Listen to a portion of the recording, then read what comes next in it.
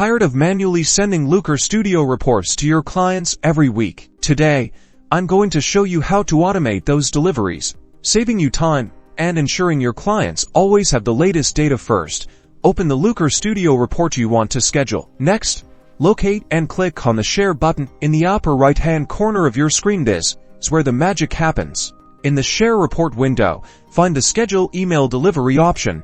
It might be under Advanced. Click on that. Now, you will see all the scheduling options here. You can set the frequency of your email. You can choose weekly, monthly, or custom options to perfectly align with your client's needs. For example, you can choose weekly and specify the day of the week. Select your preferred start time for the email delivery. Think about when your clients are most likely to review the report. Enter the email addresses of your clients or team members in the recipients field. Make sure all the emails are correct.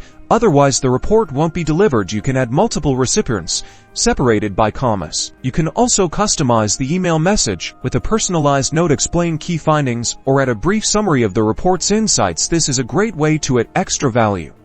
Expand the advanced options. Here you can choose how to send the report, either as a PDF attachment or just a link to the report. Select the option that best fits your client's preferences, then hit schedule, and you are all done.